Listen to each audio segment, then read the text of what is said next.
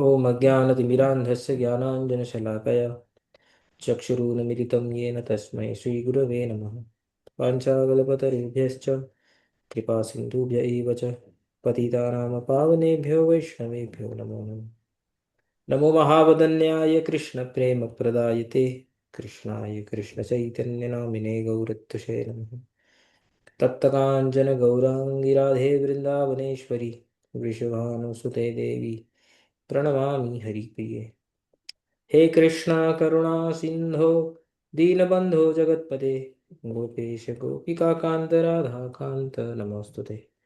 वृंदाय तुलसी देवी पियाय केशवस्य च विष्णु भक्ति प्रदे देवी सत्यवत्ते नमो नमः। जय श्री कृष्ण चैतन्य प्रभु नित्यानंद श्री अद्वैत गदाधर श्रीवासादि गौर भक्त वृंद। हरे कृष्ण कृष्ण कृष्ण हरे हरे हरे राम राम राम हरे हरे। ठीक है, स्क्रीन शेयर कर रहा हूँ।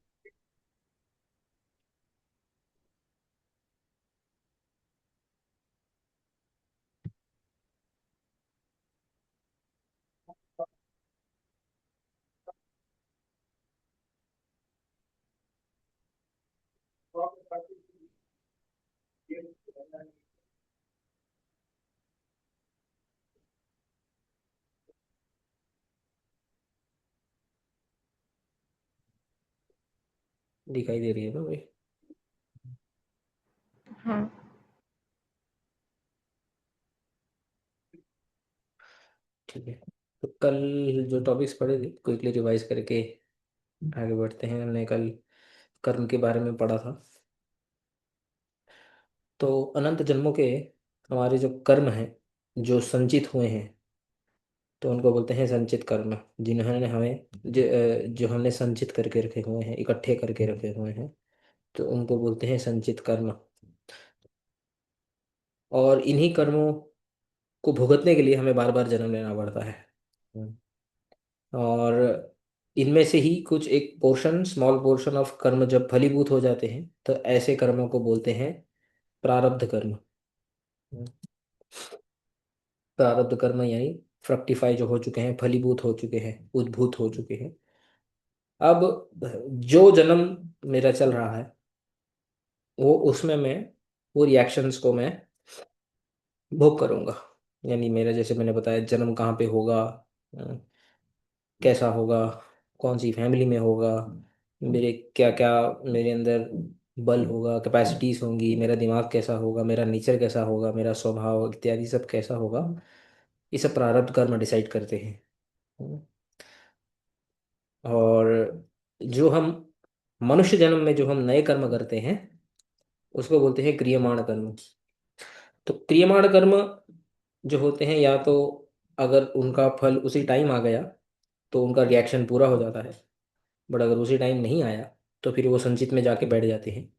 और फिर कभी आगे जा करके उनके रिजल्ट्स आते हैं। तो इन शॉर्ट, ये तीन टाइप के कर्मों के बारे में शास्त्र में बताया है। और चाहे कर्म अच्छे हों, शुभ हों या अशुभ हों, हमें उनको अवश्य ही भोगना पड़ता है। हम उनसे भाग नहीं सकते हैं।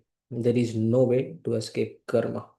The only way to escape karma, जैसे भगवान बोलते हैं, माम एव जे प्रपद्यन्ते माया मेताम तरन्ति ते। गीता में भगवान बोलते हैं कि जो मुझे शरणागत होता है, जो मेरी शरण में आता है, मैं उसको इन सब कार्मिक साइकिल से निकाल देता हूँ। तो भगवान की भक्ति ही एकमात्र एक उपाय है जिससे कि हम सारे कर्मों को नष्ट कर सकते हैं। इसको हमने कल भी चर्चा किया था। उसके बाद हमने दो श्लोक भी पढ़े थे। यस्यांघ्रिपद्मं परिचर्य विश्व विभावनायात गुणाभिपत्ति अजोध्यतिष्ठत् खलु पारमेष्ठ्यं पदम जितात्म श्वसनाभिवन्द्यम। तो सुनीति जो अपने पुत्र ध्रुव को जो उपदेश दे रही हैं, तो उन्होंने बोला कि तुम्हारी जो समाता है, यानी सुरुचि ने जो तुम्हें बोला है, उसके लिए तुम्हें सुरुचि को दोष नहीं देना चाहिए। क्योंकि हम सब वही कर्म का भोग कर रहे हैं जो हमने पिछले जन्मों में किसी को दुख दिया है। और उसने जो बोला है कि तुम्हारे पिताश्री, मतलब मैं अब एक दुर्भाग मेरा एक दुर्भाग्य है कि तुम्हारा एक दुर्भाग्य है कि मेरे जैसे स्त्री के गर्भ से तुमने जन्म लिया है। वो सही है, क्योंकि तुम्हारे पिताश्री जो राजा हैं उत्तानपाद, वे मुझे दासी की तरफ ही ट्रीट नहीं करते हैं। वो मुझे बहुत इग्नोर करते हैं, इसलिए उसकी बात वो भी सही है। और तीसरी जो उसने बात बोली है कि जाओ भगवान का आश्रय लो, भगवान की वंदना करो और भगवान ही सब प्रॉब्लम्स को सॉल्व कर देंगे, वो भी सही है। क्योंकि भगवान तो सब कर सकते हैं, भगवान क्या नहीं कर सकते। तुम्हें आसन चाहिए, भगवान वो भी दे सकते हैं। इसलिए जिनके चरण कमलों की परिचर्या, सेवा जो है, वो बड़े बड़े जो ऋषि मुनि हैं, जो योगी जन हैं, वो करते हैं। ऐसे भगवान का तुम भी आश्रय लो। हम्म, और ब्रह्मा जी को ब्रह्म पद प्रदान करने वाले भी भगवान ही हैं। तुम भी यदि भगवान के पास जाओगे, विष्णु के पास जाओगे, तो तुम्हें सब कुछ मिल जाएगा जो तुम्हें चाहिए। और अगले श्लोक में, जैसे ब्रह्मा जी का इस श्लोक में एग्जाम्पल दिया, अगले श्लोक में मनु इत्यादि और दूसरे जो देवता इत्यादि हैं उनका भी एग्जाम्पल करके और पुष्ट कर रही है अपनी बात को।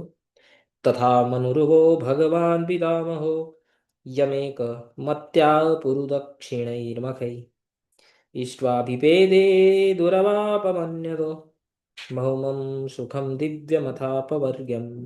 बोलते हैं कि आपके जो पितामह ग्रैंडफादर मनु हैं, और मनु को इंडिकेट करके जितने भी सारे देवता हैं स्वर्ग के, इंद्र वरुण अग्नि इत्यादि, तो उन देवताओं ने भी अपने जो अ, पदों को प्राप्त किया है, अपने जो पोस्ट को प्राप्त किया है, भौमम भूमि पे हो या दिव्यम स्वर्ग इत्यादि में हो, इवन या तो मोक्ष इत्यादि भी क्यों ना हो, वो भगवान की आराधना करके ही प्राप्त किया है। इष्ट्वा अभिवेदे, जो दूसरों के लिए बहुत ही मुश्किल है प्राप्त करना, ऐसा उन्होंने भगवान को आराधना करके इतने बड़े बड़े पद को प्राप्त किया है। तो इसका अर्थ ये है कि तुम भी भगवान की आराधना करोगे, तो जैसे ब्रह्मा इत्यादि, मनु इत्यादि, जा सारे देवताओं ने जो अपने अपने पदों को प्राप्त किया है, ऐसे तुम भी बहुत बड़े पद को प्राप्त कर सकते हो, जो कि तुम्हारी अभी इच्छा है। ठीक हो गया। तो यहाँ तक हमने कल पढ़ा था। आई होप आप लोग को थोड़ा सा कॉन्टेक्स्ट मिल गया। तो अब हम आगे बढ़ें। ठीक है। अब इसके आगे उनकी माताश्री क्या बोलती हैं, देखो। तमेव वत्साश्रयभृत्य वत्सलं मुमुक्षुभिर्मृग्यपदाब्ज पद्धति अनन्य भावे निज धर्म भाविते मनस्यवस्थाप्य भजस्व पूरुषम। बोलती हैं, उनकी माताश्री बोलती हैं कि हे वत्स, यानी हे पुत्र, भृत्य वत्सलम, ये भगवान का नाम है, भृत्य वत्सलम मुमुक्षु ही मृग्य पदाब्ज पद्धतिम, ये भगवान का नाम है, तम, उनको, एव आश्रय, उनका आश्रय तुम लो, भगवान का। अनन्य भाव, किस प्रकार से आश्रय लेना? हम्म, अनन्य भाव से, इसका अर्थ हम पढ़ेंगे। अनन्य भावे निज धर्म भावित, अपने धर्म में भावित होकर, इसका भी अर्थ हम पढ़ेंगे। मनसी, मन में, पुरुषम अवस्थाप्य भजस्व, मन में भगवान को अवस्थित करके, स्थापित करके उनका तुम भजन करो, भगवान का स्मरण करो, भगवान तुम्हारी हर एक इच्छा को पूरी कर देंगे। ऐसा उन्होंने, उनकी माताश्री ने उनको उपदेश दिया था। तो इसका अर्थ क्या है, थोड़ा डिटेल में पढ़ते हैं। तो यहाँ पे बोलते हैं, हे वत्स, हे ध्रुव, भृत्य वत्सलम। भृत्य वत्सलम का वत्सल, वात्सल्य का अर्थ होता है पेरेंटल अफेक्शन। जैसे पेरेंट्स अपने बच्चों के प्रति जो अफेक्शन जो एक्सप्रेस करते हैं ना, तो उसको बोलते हैं वात्सल्य। हम्म, वात्सल्य वो भी वत्स से ही आता है। जैसे गाय का अपने बछड़े के प्रति बहुत ही ज्यादा अफेक्शन होता है, तो उस वत्स शब्द से ही ये आता है, वात्सल्य, the affection one receives from his parents. भृत्य का अर्थ होता है सेवक, यानी भक्त। तो भगवान कैसे हैं? भृत्य वत्सलम, अपने भक्तों के ऊपर जिस प्रकार एक पेरेंट, माँ या बाप जो है अफेक्शन एक्सप्रेस करता है, ऐसे ही भगवान का जो अपने भक्तों के प्रति जो अफेक्शन है वो वैसा ही होता है। हे वत्स भृत्य वत्सलम, इनफैक्ट उससे ज्यादा होता है। भृत्य वत्सलम यानी भगवान जो है वो भृत्य वत्सल है। भृत्य वत्सल ये है कि तुम यदि भगवान की शरण लोगे, तुम यदि भगवान के पास जाओगे, तो भृत्य वत्सल भगवान अपने सेवकों की इच्छा को पूरी करने वाले। जिस प्रकार एक पुत्र अपने माँ के पास या अपने बाप के पास कुछ एक्सप्रेस करता है, कुछ मांगने जाता है, तो वो उसकी इच्छा को पूरी करते हैं। उसी प्रकार भृत्य वत्सल भगवान की जब तुम शरण लोगे, तो वो तुम्हारी इच्छा को अवश्य ही पूर्ण करेंगे। तो ये भगवान का नाम है भृत्य वत्सलम। और एक नाम ले रहे हैं मुमुक्षु भी, मृग्य पदाब्ज पद्धति। इसका अर्थ देते हैं मृग्या। मृग्या का अर्थ है अन्वेष्टव्या। अच्छा, मुमुक्षु भी अर्थ का, मुमुक्षु भी मतलब क्या, इसका अर्थ क्या होता है इस पद का? मोक्ष की इच्छा रखने वाले। जो बड़े बड़े संत महात्मा हैं, जो संसार से मुक्त होने की इच्छा रखते हैं, उनको बोलते हैं मुमुक्षु। ये इच्छा, इच्छा के अर्थ में आता है मुमुक्षु, यानी मोक्ष की इच्छा रखने वाले। One whose desire is to get liberated, liberation. तो जो मुमुक्षु भी होते हैं, बड़े बड़े योगी होते हैं, वो भी भगवान के जो पादाब्ज हैं यानी जो चरण कमल हैं, मृग्या, मृग्या का अर्थ देते हैं अन्वेष्टव्या, अन्वेषण। अन्वेषण का अर्थ जानते हैं? अन्वेषण का अर्थ क्या होता है? अन्वेषण का अर्थ होता है खोजना, टू फिगर आउट, पता लगाना। तो मुमुक्षु भी योगी जिनके चरण कमलों की अन्वेषण करते हैं, ढूंढते हैं, पद्धति, पद्धति का अर्थ देते हैं मार्ग, रास्ता। यानी कि जो मुमुक्षु होते हैं वे भी भगवान के चरण कमलों का जो मार्ग है उसका अन्वेषण करते हैं, उसको खोजते हैं। ऐसे भगवान का तुम आश्रय लो। समझ में आया इस पूरे समास का अर्थ? मुमुक्षुभीर मृग्य पदाब्ज पद्धति। मुमुक्षु यानी मोक्ष की इच्छा रखने वाले, जो जिनके चरण कमलों का जो मार्ग है उसका अन्वेषण करते हैं, ऐसे भगवान का तम एव आश्रय, उसका उनका तुम आश्रय लो। ठीक है? किस भावना से आश्रय लो? अनन्य भावे। बोलते हैं अनन्य भावे। अनन्य भाव का अर्थ देते हैं न अन्यस्मिन भाव हो यस्य तस्मिन। हम्म, मतलब कि आपका जो आपकी जो सरेंडर है वो और कहीं पे नहीं होनी चाहिए। It should only be at the lotus feet of भगवान। राइट? देखो भगवान का एक बहुत ही सिंपल सा है। देखो, अब मैं आपको एग्जांपल देता हूँ। कोई संसार का व्यक्ति है, बहुत क्या बोलते हैं, हम्म, ऐश्वर्यवान है, बहुत धनवान है, बहुत पावरफुल है, बहुत बड़ी पोजीशन में एक व्यक्ति। उसके पास मैं जाता हूँ, मैं अपनी प्रॉब्लम लेके कि देखो मेरी मेरी मेरी ऐसी ऐसी प्रॉब्लम है, आप मेरी प्रॉब्लम को सॉल्व करो। तो वो बोलेगा ठीक है, मैं आपकी प्रॉब्लम को सॉल्व करता हूँ, आप मुझे अपनी प्रॉब्लम बताइए। अब मैं किसी और के पास भी चला जाता हूँ, अपनी प्रॉब्लम को सॉल्व करवाने के लिए। तो जब उस पावरफुल व्यक्ति को पता चलेगा कि मैं किसी और से भी हेल्प ले रहा हूँ, तो उसका क्या रिएक्शन होगा बताओ?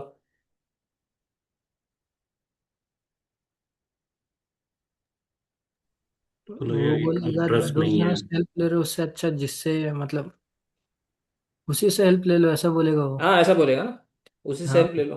भाई तुम्हें मेरे ऊपर ट्रस्ट नहीं है, मेरे ऊपर विश्वास नहीं है, तुम यहाँ पे भी जा रहे हो, वहां पे भी जा रहे हो, सब जगह जा रहे हो, तो जहाँ पे जाने जाओ, मैं क्या करूँ फिर?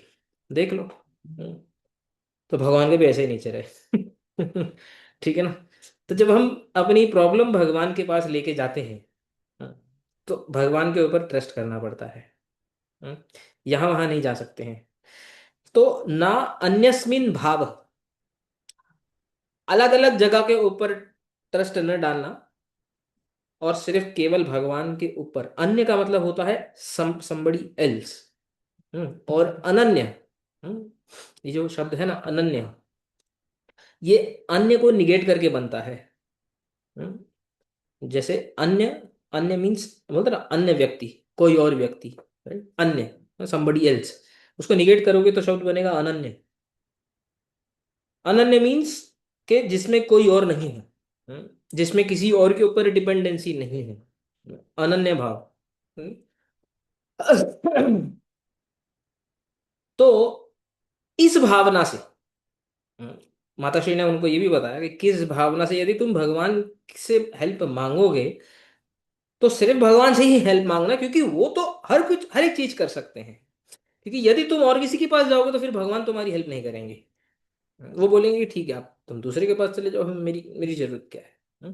तो अनन्य भावे निज धर्म भाविते, निज धर्म भाविते, अपने धर्म से जो शोधिते, अपने धर्म से जो जो प्योरीफाई जो मन है, यानी कि शोधिते मतलब शोधन करना, यानी जो उसको प्योर करना, अपने मन को प्यूरिफाइड मन में, शुद्ध मन में, पुरुषम यानी भगवान को अवस्थाप्य, अवस्थित करके, स्थापित करके, भजस्व, उनका भजन करो। और भी एक टीका देखते हैं श्री विश्वनाथ चक्रवर्ती ठाकुर की, इसे बोलते हैं भृत्य वत्सलम। भृत्य वत्सल का अर्थ दे रहे हैं यहाँ पे, जो वर्ड यूज हुआ था, तमेव वत्साश्रय भृत्य वत्सलम, भृत्य वत्सल का अर्थ देते हैं इति मदविद मात्र कोटितो अपि त्वयि भृत्ये तस्य वात्सल्यम उदिश्यति। हम्म, अतः दुख गंधम अपि न प्राप्स्यति इति भावः। वो क्या बोलते हैं देखो, भृत्य वत्सलम, वत्सल का अर्थ मैंने बताया था पेरेंटल अफेक्शन, जो अपने भक्तों के ऊपर एक पेरेंट जैसे अपने बच्चे को अफेक्शन देता है, वैसा। तो इस ये क्यों बोल रही है सुनीति, वो बोलती है मदविद मात्र कोटि तो अपि, मेरी जैसे करोड़ों करोड़ों माताओं से भी ज्यादा, कोटितः अपि उनसे भी ज्यादा, त्वयि तुम्हारे जैसे भक्त के ऊपर, भृत्ये तस्य वात्सल्यम उदिश्यति, उनसे ज्यादा तुम यदि उनकी भक्ति करोगे तो करोड़ों माताओं का अगर जो स्नेह है अगर एक माता में डाल दोगे, उससे भी ज्यादा भगवान का अपने भक्त के ऊपर स्नेह होता है। ऐसे स्नेह के साथ तुम्हें भगवान एक्सेप्ट करेंगे। अतः देयरफॉर दुख गंधम अपि न प्राप्स्यति इति भाव, इसलिए तुम्हें गंध मात्र भी दुख प्राप्त नहीं होगा, थोड़ा सा भी दुख प्राप्त नहीं होगा। तुम जाओ निडर होकर के भगवान से मांगो जो तुम्हें मांगना है। ठीक है। तो ये भृत्यवत्सलम का प्रयोग किया था हमने, भृत्यवत्सलम समझा था। ये भी समझा था मुमुक्षु भी मृग्य पदाब्ज पद्धति, भगवान जो है मोक्ष चाहने वाले जो ऋषि मुनि होते हैं, वो भी भगवान के चरण कमलों के मार्ग को ढूंढते रहते हैं। ये बोलने का क्या अर्थ है? हम्म? जैसे भृत्य वत्सल बोला है, भृत्य वत्सल, इस वर्ड से, भृत्य वत्सल, इस वर्ड से ऐसे लगता है कि भगवान को प्राप्त करना आसान है, क्योंकि भगवान इज वेरी अफेक्शनेट, राइट। जैसे माता पिता को, एक एक पुत्र जो होता है अपने माता पिता को उनका अफेक्शन प्राप्त करने के लिए उसको ज्यादा मेहनत नहीं करनी पड़ती है, बहुत जल्दी उनके माता पिता जो है अपने पुत्र को अपना जो है अफेक्शन का पात्र बनाते हैं। तो इस भृत्य वत्सल से ऐसा लगता है कि शायद भगवान को प्राप्त करना बहुत आसान है। लेकिन एक दूसरी बात भी बोल रहे हैं, बोलते हैं कि मोक्ष चाहने वाले बड़े बड़े ऋषि मुनि जो होते हैं ना, वे भी भगवान के चरण कमलों का जो मार्ग है, यानी भगवान को प्राप्त करने का जो रास्ता है, वो भी उसको ढूंढते रहते हैं।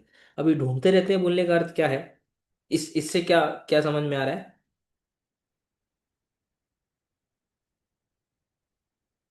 जो बड़े बड़े ऋषि मुनि जो चीज ढूंढ रहे हैं, हम्म, मतलब वो डिफिकल्ट होगा या आसान होगा? डिफिकल्ट। डिफिकल्ट, राइट, है ना। तो दोनों चीजें बोला है यहाँ पे, भृत्य वत्सल भी बोला है, और बोला eight the same time it is difficult also. तो इसलिए यहाँ पे बोलते हैं कि यम मतलब त्वम आश्रयिष्यत् तस्य पदाब्जयोः पद्धतिर्मार्ग एव मोक्षुभिर्मृग्यते, न तो सा तैरपि सुलभा इति भावः। मतलब कि वो भृत्यवत्सल जरूर हैं, लेकिन उनके मार्ग को प्राप्त करना सुलभ नहीं है। हम्म, सुलभ का अर्थ होता है easy, at the same time it is difficult, right? It is also true that he is very affectionate to his devotees, but at the same time it is not easy to attain him।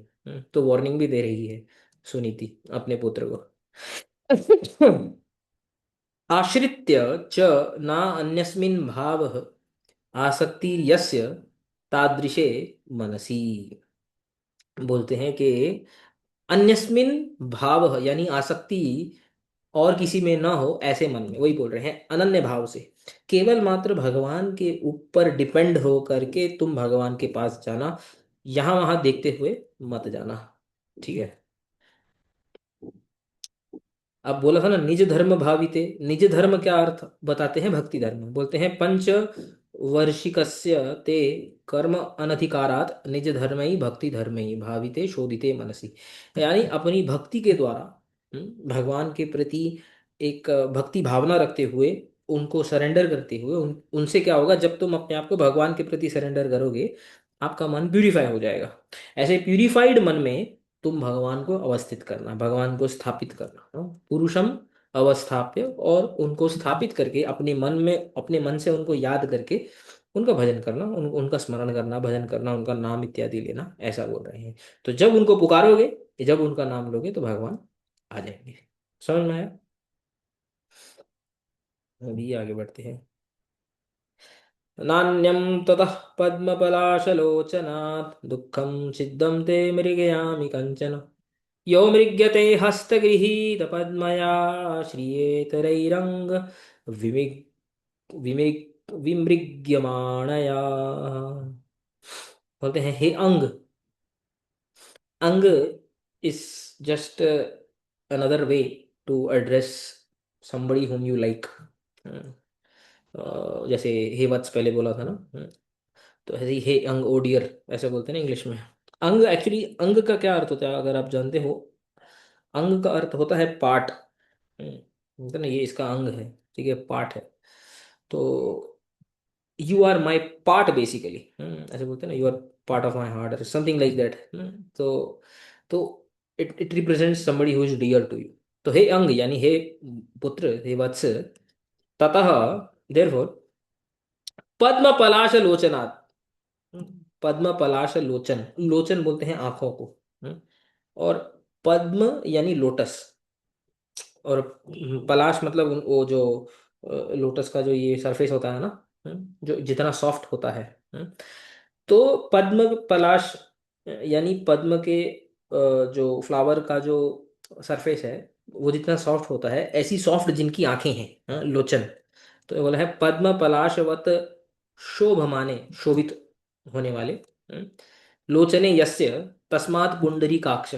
इसलिए भगवान का एक नाम पुंडरीकाक्ष है, अगर आपने सुना होगा कहीं भी, ये नाम बहुत फेमस है। Pundarikaksha means whose eyes are like lotus, lotus like eyes. उन भगवान को अन्यम कंचन अपि ते दुख छिदम न मृग्यामि, यानी कि उन भगवान के अलावा अन्यत, उनके सिवा और कोई, कंचन अपि ते दुख छिदम न मृग्यामि, मैं भगवान के अलावा तुम्हारे दुख का कोई छेद कर सकता है, यानी तुम्हारे दुख को कोई दूर दूर कर सकता है, मैं नहीं जानती हूँ। न मेरी गयामी अन्विष्य अपनी न पश्यामी, मैं ढूंढ ढूंढ के अगर अपने दिमाग में और किसी के बारे में सोच भी लूँ, तो I don't know anybody else other than Bhagwan who can fix your problem. यह भगवान इतरैः विमृग्यमाणाः हस्तगृहीत पद्मया श्रिया मृग्यते। बोलते हैं वे भगवान कैसे हैं, जो हस्तगृहीत पद्मया श्रिया, श्री, ये शब्द है श्री, इस श्री शब्द का अर्थ क्या होता है आप जानते हैं, श्री शब्द का अर्थ क्या होता है? ऑपुलेंसेस। तो यह है, लेकिन एक अर्थ उसका ये होता है कि लक्ष्मी, महालक्ष्मी।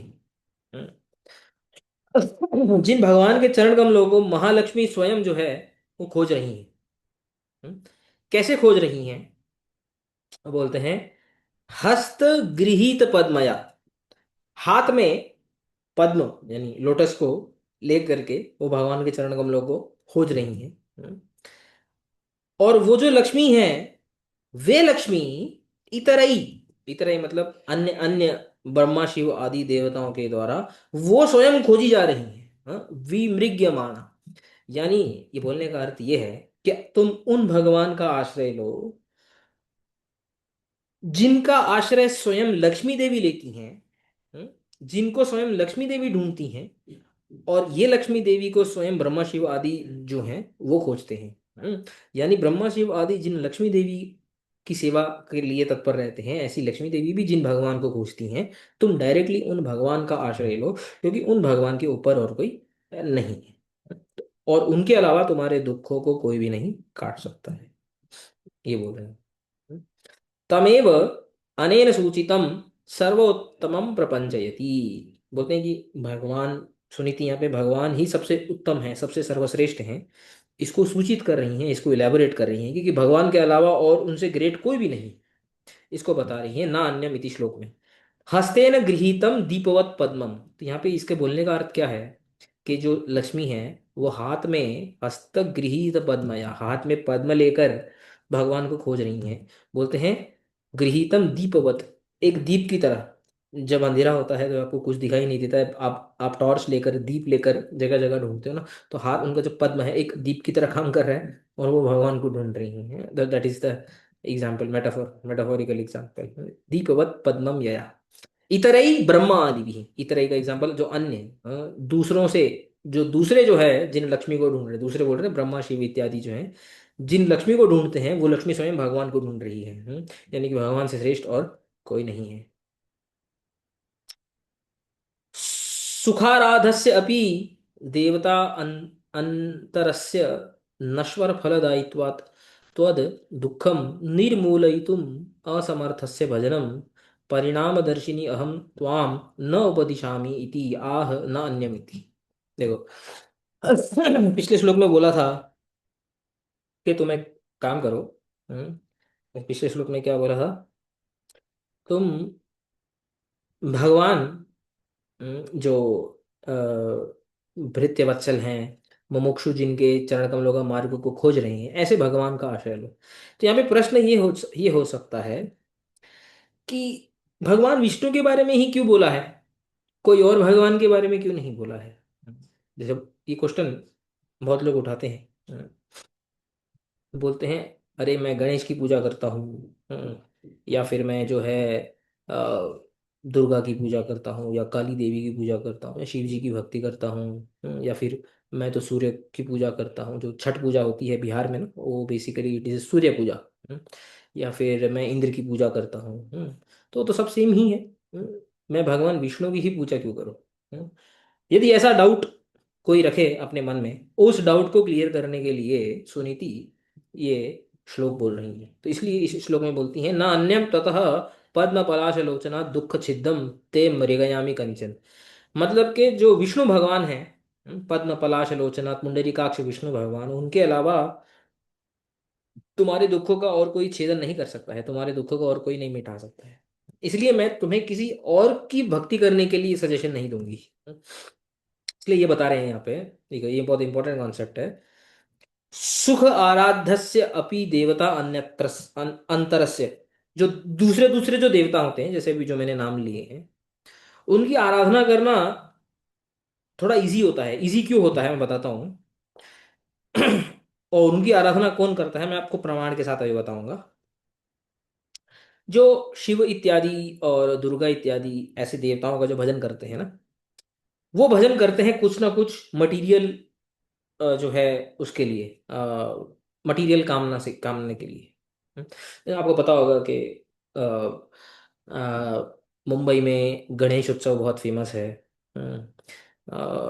गुजरात इत्यादि में जो नवरात्रे वगैरह बहुत फेमस होते हैं। इवन जो माता का जो, इवन पंजाबियों में भी फेमस होता है, पंजाब वगैरह में भी बहुत फेमस होता है। और दुर्गा का तो कोलकाता में भी बहुत फेमस होता है, दुर्गा पूजा। बिहार में छठ पूजा बहुत फेमस है। और भी अलग अलग प्रांतों में यदि आप जाओगे, तो अलग अलग देवताओं की जो पूजा है ना, बहुत बहुत बड़े बड़े स्तर पे होती रहती है। बट अगर आप एनालिटिकली उसको स्टडी करोगे, आपको पता चलेगा ये जितने भी अन्य देवताओं का जो भजन करते हैं, अन्य देवताओं की जो पूजा करते हैं, most of them, I will not generalize anything, but most of them they only do because they want to gain some material benefit from the देवता। जो दुर्गा की जैसे चौकी रखते हैं, या जगराता रखते हैं, या फिर जो वैष्णो देवी वगैरह जो जाते हैं, लंबा पहाड़ चढ़ के ऊपर जाते हैं। मुंबई में जो एक जो फेमस जो मंदिर है ना, गणेश जी का, सिद्धि विनायक, है ना? तो उसमें जो बड़ी बड़ी लाइन लगाते हैं, वो होते हैं कुछ ना कुछ मन्नत लेके जाना, कुछ ना कुछ कामना लेकर के जाना। तो देवताओं के पास हम जब हम कामना लेकर के जाते हैं ना, तो वो कामना ऑब्वियसली ऐसी नहीं होनी चाहिए कि इम्प्रैक्टिकल होनी चाहिए, कि मेरे को स्वर्ग का राज दे दो, ऐसा दे दो, वैसा नहीं। बट जनरली जो जो कामना होती है कि मुझे जॉब दे दो, स्त्री दे दो, पुत्र दे दो इत्यादि, ये जो कामनाएं होती हैं, धन दे दो, ये देखा जाता है कि काफी लेवल तक पूरी हो जाती है। इसलिए बोल रहे हैं कि जो देवता देवता अंतर से जो अन्य देवता हैं, उनकी जो भक्ति है वो सुख आराधस्य, उनकी आराधना थोड़ी इजी होती है। इजी इस तरह से इजी होती है कि व्यक्ति जो रिजल्ट चाहता है उनसे वो दिख जाता है, एकदम तुरंत दिख जाता है। मे बी तुरंत मीन्स महीने साल वगैरह में दिख जाता है, इट इज वेरी विजिबल। लेकिन उनका जो रिजल्ट होता है वो नश्वर होता है। इसलिए बोलते हैं नश्वर फलदायित्वात्। नश्वर मीन्स टेम्परेरी। जैसे मेरे को अगर धन की प्राप्ति चाहिए, जॉब चाहिए, everything is temporary because everything is material, right? ये तो सब टेम्परेरी है। बोलते हैं कि दूसरे देवता फल जल्दी दे देते हैं, लेकिन उनका जो फल होता है ना वो नश्वर होता है, इट इज टेम्परेरी। नश्वर फलदायित्व त्वद दुखम निर्मूलयितुम। यहाँ पे जैसे कल हमने जो डिस्कस किया था ना, बेसिकली जो तुमने जो प्रश्न किया था कि आ, सुनीति, वो ये क्यों नहीं बोल रही है कि भगवान के पास तुम निष्काम भाव से जाओ, तुमने ही प्रश्न किया था ना। तो ये उसको ऐसा क्यों बोल रही है कि भावना लेकर के जाओ? तो यहाँ पे टीका में एक हिंट बता रहे हैं कि सुनीति ने अभी जो भगवान के पास ही जो जाने को बोला है ना, वो इसलिए बोला है कि त्वद दुखम निर्मूलयितुम। निर्मूलयितुम का मतलब होता है अपरूट कर देना, रूट से अपरूट कर देना, जड़ से उखाड़ देना। हम्म तो तुम्हारे दुख को वो जड़ से उखाड़ देंगे। ये इसके अंदर एक एक एक बहुत एक क्या बोलते हैं, राज, ये जो जिसको बोलते हैं ना सीक्रेट, रहस्य छिपा हुआ है इस वर्ड के अंदर। सुनीति एक्चुअली चाहती है कि ध्रुव के अंदर का जो दुख है ना वो मूल से उखड़ जाए, और मूल से उखाड़ने वाले केवल भगवान होते हैं। जो दूसरे देवी देवता होते हैं ना, वो आपको वही देंगे जो आप चाहते हैं। लेकिन भगवान विष्णु के पास जब आप जाएंगे, वो आपको वो देंगे जो आपके लिए अच्छा होता है, लॉन्ग टर्म में, शॉर्ट टर्म में नहीं। हम्म? तो इसलिए बोलते हैं कि निर्मूल है, कंप्लीटली इरेडिकेट कर देना। जो दूसरे जो अन्य देवता हैं वो असमर्थ हैं, they are not capable, because they are under the control of Vishnu. असमर्थस्य भजनम न उपदिशामि। मैं तुम्हें उनका भजन करने के लिए उपदेश नहीं कर रही। क्यों? क्योंकि मैं कौन हूं? परिणाम दर्शिनी। मैं परिणाम को देख पा रही हूँ, यहीं से मैं रिजल्ट को देख पा रही हूँ कि यदि तुम भगवान के पास जाओगे तो तुम्हारी प्रॉब्लम जड़ से उखड़ जाएगी। हम्म ये क्या, इसका जड़ से उखड़ने का अर्थ क्या होता है? जब हम आगे जाएंगे हम देखेंगे कि एक्चुअली ध्रुव की कौन सी प्रॉब्लम सॉल्व होगी, वो क्या प्रॉब्लम लेके जाता है भगवान के पास, बट उसकी कौन सी प्रॉब्लम सॉल्व हो जाती है। That is very amazing, that is a conclusion of the story. तो बोलिए मैं अभी से देख पा रही हूँ, मैं परिणामदर्शी हूँ। जैसे बोलते हैं ना, दूरदर्शी। मैं दूरदर्शी हूँ, मैं देख पा रही हूँ। अहम त्वाम न उपदे, मैं दूसरे देवताओं का भजन करने के लिए तुम्हें जो है वो मैं तुम्हें एडवाइस नहीं दूंगी। तो इसके ऊपर मैं थोड़ा सा प्रमाण इत्यादि दिखाता हूँ गीता वगैरह से। भगवान विष्णु की आराधना करना यानी कृष्ण इत्यादि, राम इत्यादि की आराधना करना इसमें, और दूसरे देवताओं की आराधना करना जो मैंने अभी एग्जांपल दिए थे, गणेश, इंद्र, वायु, अग्नि, सूर्य, शिव, दुर्गा, शक्ति, काली इत्यादि जितने भी देवी देवता हैं, फर्क क्या है वो भगवान गीता में ही बताते हैं। यदि किसी ने अगर गीता भी पढ़ी हो तो गीता में भगवान बड़ी क्लियरली बताते हैं कि कृष्ण आराधना में, विष्णु आराधना में और अन्य देवता आराधना में व्हाट इज द डिफरेंस।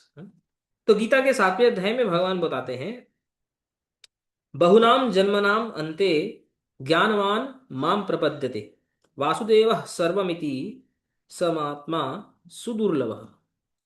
बोलते हैं बहुनाम जन्मनाम अंते, बहुत जन्मों के अंत में, आफ्टर मेनी मेनी बर्थ, ज्ञानवान माम प्रपद्यते, जो ज्ञानी मतलब जो नॉलेजेबल होता है, जो वाइज होता है, माम प्रपद्यते, वो मुझे शरणागत होता है, मेरी शरण में आता है।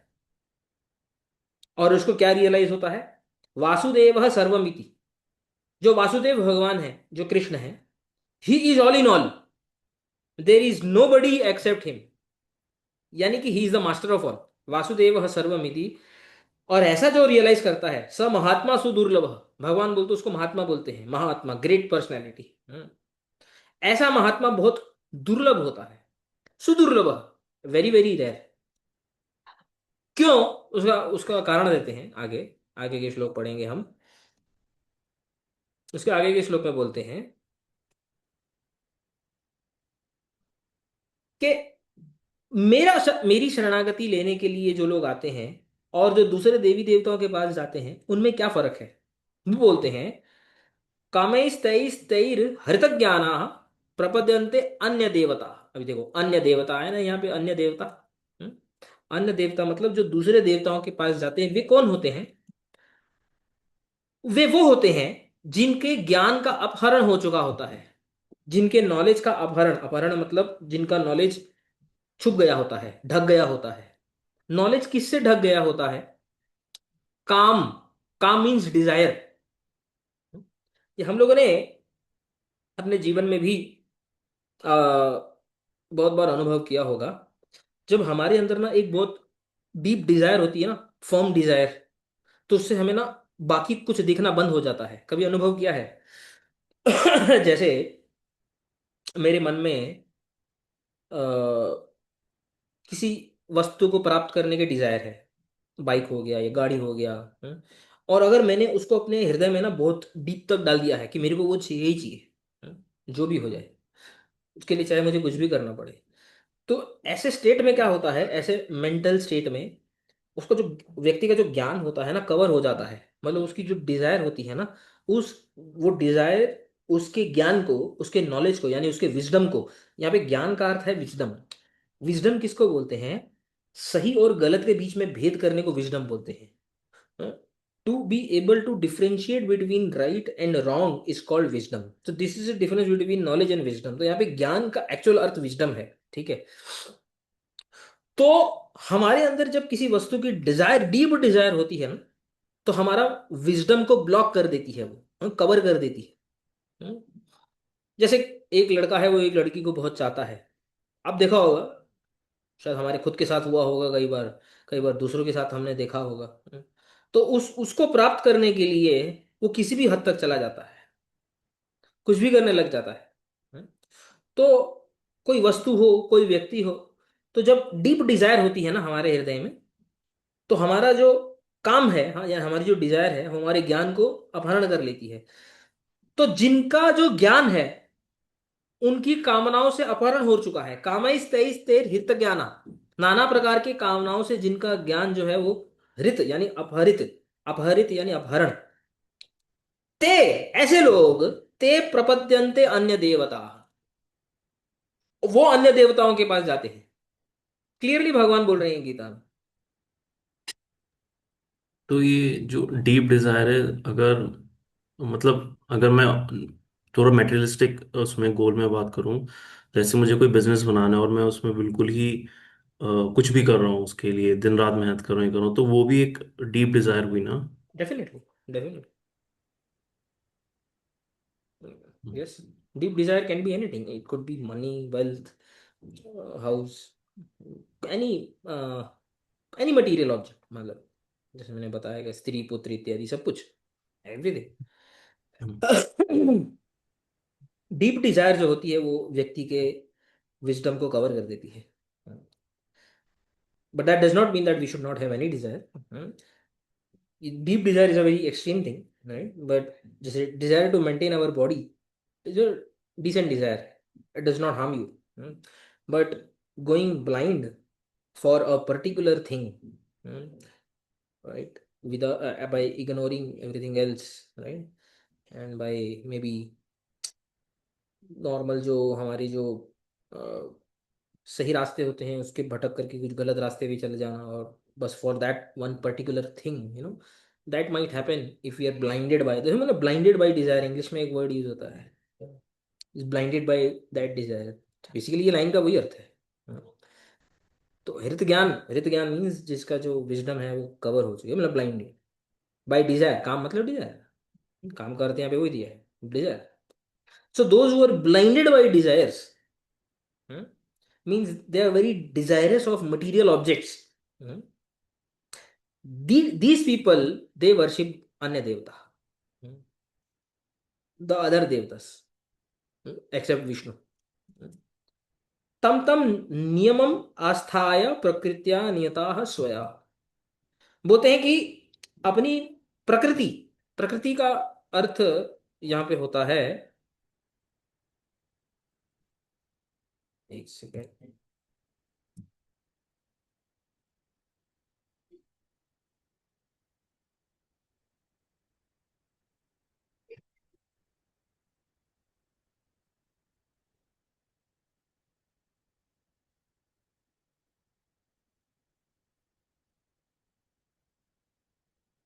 ठीक है दिखाई दे रहा है ना मेरी स्क्रीन? हाँ। हम्म। तो बोलते हैं कि तम तम नियमम आस्थाय प्रकृत्या नियताः स्वयाः। स्वया प्रकृत्या नियताः। स्वया मतलब खुद के, प्रकृति मतलब स्वभाव, नेचर। हमारा एक नेचर होता है, स्वभाव होता है। अपनी प्रकृति से कंट्रोल हो जाते हैं वो। They are controlled by their mind. जैसे कल हम माइंड कंट्रोल की बात कर रहे थे हम, they get controlled by their prakriti. They are not controlled by intelligence, they are controlled by their nature.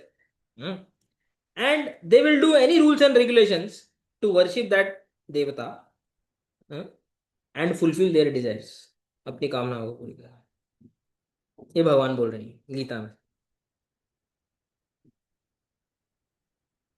और एक और जगह भी सेम चीज बोलते हैं, गीता के चौथे अध्याय में यहाँ पे भगवान बोलते हैं, कांक्षन्तः कर्मणाम सिद्धिम यजन्ते इह देवता।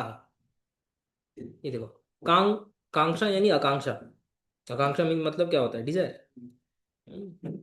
कर्मणाम सिद्धिम अपने कर्मों की सिद्धि, जो कर्म वो कर रहे हैं उसका परफेक्शन, उसका रिजल्ट बेसिकली, जो अपने कर्मों के रिजल्ट्स को डिजायर करते हैं, ऐसे लोग यजंते यह देवता, इस लोक में अन्य अन्य देवताओं का यजंते यानी उनका भजन करते हैं, उनको वर्शिप करते हैं। अलग अलग जगह भी गीता में भगवान बोलते हैं इस बात को। बट जैसे मैंने कल बताया था, जो लोग किसी भी देवता की भक्ति नहीं करते हैं, जो लोग एथिस्ट हैं, ये उनसे बेटर हैं। टू, जैसे मैं आपको ना एक चार्ट बताता हूँ। हम्म,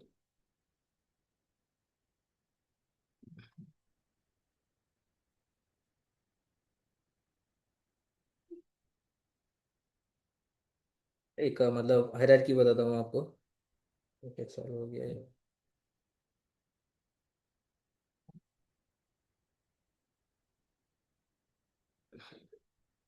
जैसे यहाँ पे आप मान लो, सबसे जो लीस्ट हैं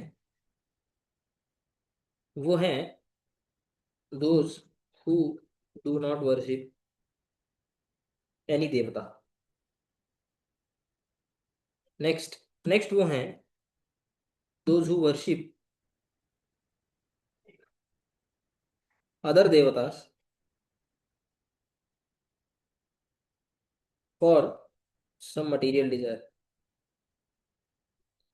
नेक्स्ट वो हैं those who worship other devatas without any material desire. Next वो हैं those who worship Vishnu with material desires. और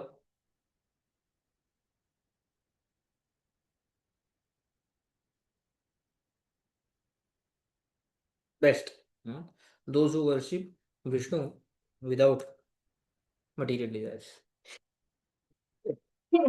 So this is actually how Shastra, you know, classifies different different people. तो जो बिल्कुल भी सनातन धर्म से अलग हैं, वो अपना ही जी रहे हैं, वो तो वर्स्ट कैटेगरी में हैं, they are in danger. But those who worship देवतास, they are better, at least for some material desire. There are there have been cases, जैसे आपको एक मैं एग्जांपल बताता हूँ, आपको पता ही होगा, एक नरसिंह मेहता करके एक पर्सनालिटी हुए हैं, नरसिंह मेहता, शायद गुजरात के थे, 14th या 15th सेंचुरी में। वो शिव जी का भजन करते थे, but he did not worship Shiva for any desire. जैसे आपको पता होगा ना, शिव जी का डिजायर ना, जो इंडिया में प्रथा चलती है, स्पेशली कौन करता है जानते हो? जो लड़कियां होती है ना, लड़कियां जब वो शादी की एज में आती है ना, हम्म, तो 16 सोमवार का उपवास करती है, मालूम है आपको? सुना है कभी? टीवी में भी दिखाते हैं 16 सोमवार का उपवास है पूरी। वो किसके लिए होता है? एक अच्छा वर के लिए। It's a material desire at the end of the day, है ना? तो इत्यादि ये सब प्रथाएं चलती आती हैं। तो नरसिंह मेहता एक बहुत बड़े भक्त थे शिव जी के, but he did not worship Shiva out of any desire, he just worship Shiva out of his love. There are this kind of devotees as well. So what happens is, he went Shivji appeared to him and he said, what do you want? He said, I don't want anything. You think what is best for me, you give me. Then उन्होंने बोला कि ठीक है, आप जो है, मैं तुम्हें एक चीज देता हूँ जो मेरे हृदय की है। He gave him the bhakti of Krishna, Vishnu. Then after that he became the devotee of Vishnu. So that is why they are better. Because if you don't ask, so for example, जैसे एक एक दो दो बेटे हैं माँ बाप के, एक एक बेटा मांगता रहता है मुझे ये चाहिए, ये चाहिए, ये चाहिए, तो माँ बाप को मांगने की जरूरत नहीं है। दूसरा जो है, वो कुछ नहीं मांगता है, तो जो कुछ नहीं मांगता है उसको ऐसा ऐसा तो नहीं माँ बाप कुछ नहीं देंगे, ऐसा थोड़ी होता है, तो वो तो उसको अच्छा ही चीज देंगे। तो ऐसा ही होता है, देवताओं से कुछ नहीं मांगने से वो they will give you much better than what you can ask for. ऐसा होता है। उससे भी अच्छे बेटर ये हैं जो भगवान विष्णु से कनेक्टेड है, भगवान विष्णु से। क्योंकि मटेरियल डिजायर्स भी यदि भगवान विष्णु के पास कोई लेकर के जाता है ना, अल्टीमेटली विष्णु, जो श्री कृष्ण है, उनको इस प्रकार से ट्रीट करते हैं कि उसकी मटेरियल डिजायर ही खत्म हो जाती है। He does not satisfy his material, even if he satisfied his material desires, ultimately he will find that his material desires, they have gone. That is how he treat, because he is भृत्य वत्सल, जैसे अभी श्लोक में बोला था ना। जो उसके लिए अच्छा है भगवान वो करते हैं। और अल्टीमेटली जो बेस्ट, तो ऑब्वियसली भगवान विष्णु से कुछ भी नहीं चाहते हैं। Then he gives them their, his own, he offers them himself, that I am there for you at any time, at any moment. So that is the best category. So this is more or less, you can say, the different categories of people that the shastra classifies. और कई कई लोगों को पता है क्या लगता है, कि किसी किसी के ना घर में बचपन से ना, कभी कभी जैसे ना कुल प्रिया चलती आती है, कुल देवता होते हैं किसी किसी के घर में, किसी किसी के ना फैमिली ट्रेडिशंस चलते आते रहते, तो फैमिली ट्रेडिशंस में कभी कोई किसकी भक्ति हो रही है, कभी किसकी भक्ति हो रही है, ऐसा होता है। जैसे किसी की फैमिली में शिव जी की भक्ति हो रही है, किसी फैमिली में दुर्गा की भक्ति हो रही है। तो किसी किसी को अगर आप ऐसे सब बताओगे ना, जो शास्त्र के हिसाब से, तो वो बोलेगा कि अरे, मेरे जो है पेरेंट्स और मेरे जो फोर फादर्स हैं, वो तो ऐसे देवता का भजन करते आए, तो वो देवता तो है मेरे को जला देंगे, मेरे को नष्ट कर देंगे, मेरे को बर्बाद कर देंगे, मैंने उनकी जो है भक्ति करना छोड़ दिया तो। तो वो तो फिर नाराज हो जाएंगे, अरे भाई ऐसे कैसे? ऐसे किसी किसी किसी को लगता है ऐसे, somebody might feel। तो but to remove their doubt, there is a very nice shloka in the Bhagavatam.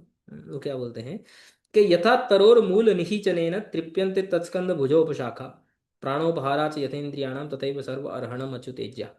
तो बोलते हैं कि यथा तरोह मूल निहीचनेन, तरु का अर्थ होता है पेड़। पेड़ को जब हम नरिश करते हैं तो पानी कहाँ पे डालते हैं? मूल में डालते हैं, उसके रूट में डालते हैं। पेड़ को नरिश करने के लिए, पेड़ को बढ़ाने के लिए, कभी कोई स्टेम में या ब्रांच में पानी डालते हैं क्या? नहीं डालते हैं ना। अगर सब जगह डाला, मूल में नहीं डाला, तो पेड़ ग्रो करेगा? नहीं करेगा। लेकिन खाली मूल में डाला और सब जगह पे नहीं डाला, तो भी वो ग्रो करेगा। That is sufficient. तृप्यंत तत्स्कंद भुजो उपशाखा, उसके जो स्कंद है, उसके जो ब्रांचेस हैं, उपशाखाएं इत्यादि हैं, है ना, वो सब ऑटोमेटिकली सेटिस्फाई हो जाते हैं मूल को सेटिस्फाई कर। तो तथैव सर्व अर्हणम अच्युत, उसी प्रकार भगवान विष्णु इज द मूल, is the root of all the देवतास। इफ यू सेटिस्फाई विष्णु, यस्मिन तुष्टे जगत तुष्टम, उनको संतुष्ट करने से सारे देवता संतुष्ट हो जाते हैं, बिकॉज वही सब देवताओं को पाल रहे हैं। हम्म, ऐसे नहीं हो सकते कि कोई देवता नाराज हो जाएगा। अरे, तू भगवान की पूजा कर रहा है, मेरे को छोड़ दिया। नहीं, ऐसे कर ही नहीं सकता, बल्कि वो खुश होगा। He will be happy. जैसे मैंने अभी नरसिंह मेहता का एग्जांपल दिया है। Hmm, Shivji himself told him, go to worship Vishnu because he is the all and and all. I also worship him. Shiv ji के, आप जानते हैं उसको, उनको नीलकंठ बोलते हैं, नीलकंठ। जानते हैं कि नहीं? क्योंकि जब जब वो स्टोरी आपने सुनी होगी कि जब समुद्र मंथन हो रहा था, तो विष आया था, विष। तो उन्होंने अपने हृदय में अंदर नहीं लिया विष को, कंठ में रोक दिया, क्योंकि मेरे बोलते हैं मेरे हृदय में राम है।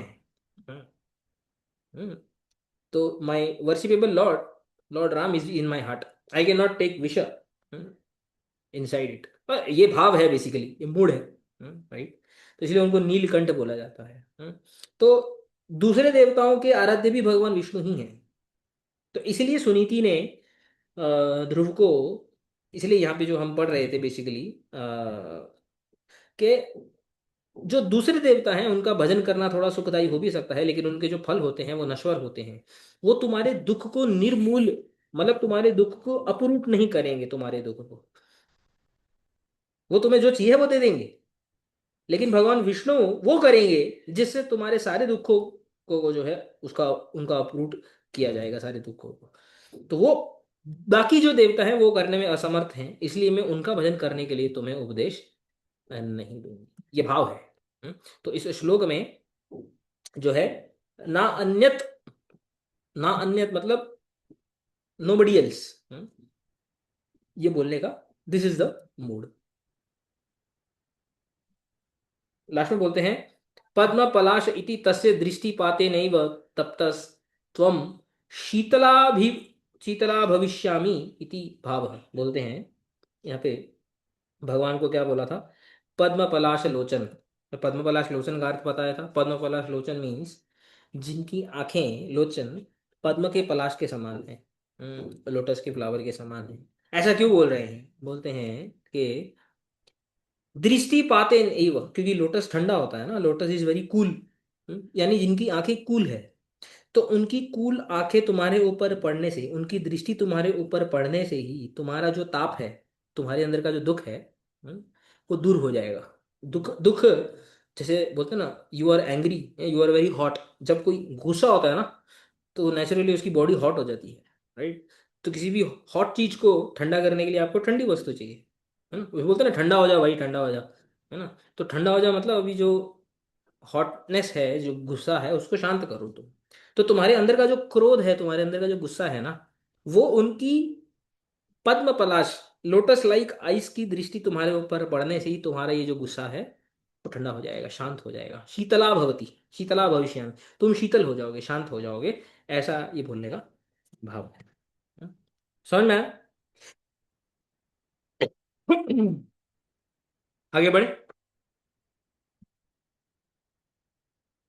तो यहाँ पे जो है उनका जो उपदेश है, जो इसलिए हमने 3 क्लासेस से सुना है, सुनीति का यहाँ पे उनको उपदेश खत्म हो जाता है। तो मोटे मोटे रूप पे, ब्रॉड ब्रॉड तरीके से उन्होंने बोला कि देखो, तुम सुरुचि के प्रति कोई गलत धारणा मत रखना, क्योंकि व्यक्ति वही कर्मों को भुगतता है जो उसने किसी को किया होता है। उसने जो बोला है कि मैं दुर्भागन हूँ, वो सही है, क्योंकि तुम्हारे पिता मुझे अच्छे से ट्रीट ही नहीं करते। उसने जो बोला कि भगवान का भजन करना, वो भी सही है, क्योंकि भगवान सब कुछ कर सकते हैं। और भगवान का भजन क्यों करना है, उसके ऊपर उसने भी 4-5 श्लोक बोले, जो हमने कल और आज पढ़े। तो यहाँ पे सुनीति का जो ध्रुव को रिस्पॉन्स था वो यहाँ पे समाप्त होता है। अब स्टोरी आगे जाती है। ठीक है। तो आगे मैत्रेय कंटिन्यू करते हैं विदुर को। मैत्रेय उवाच, एवं संजल्पितं मातुर आकर्ण्यार्थागमं वचः संयम्यात्मनात्मानं निश्चक्रामः पितुः पुरात्। बोलते हैं एवं, इस प्रकार यानी इस प्रकार जो सुनीति ने जो बोला है ध्रुव को, मातु संजल्पितम अर्थागमम वचः आकर्ण्य, अपनी माता ने जो बोला है, हम्म, ऐसे वचनों को सुनकर, आकर्ण यानी सुनकर, आत्मना आत्मानम संयम्य, यहाँ पे 2 बार आत्मा है, देखो, आत्मना और आत्मानम, हम्म, आत्मना और आत्मानम, दो बार आत्मा आया है। तो दो बार आत्मा का अर्थ क्या है बताते हैं। बुद्ध्या मनः संयम, अपनी बुद्धि के द्वारा मन को कंट्रोल किया। हम्म। किसने कंट्रोल किया? ध्रुव ने। तो उसके बाद ध्रुव ने क्या किया वो बता रहे हैं। क्योंकि ध्रुव का जो मन था वो डिस्टर्ब था, सुरुचि के वचनों को सुन करके उसको गुस्सा इत्यादि आया हुआ था। तो क्योंकि उसका मन डिस्टर्ब था, इसलिए आत्मना, अपनी बुद्धि से, आत्मनम, अपने मन को, उसने संयम, नियमित किया, उसको कंट्रोल किया। संयम्य, धैर्य युक्तम कृत्वा, उसको उसको अपने अंदर धैर्य को डाला। और धैर्य को डालने के बाद क्या किया? पितुहु पुरात निश्चक्राम, अपने पिताजी के घर से वो भाग गया। Very amazing.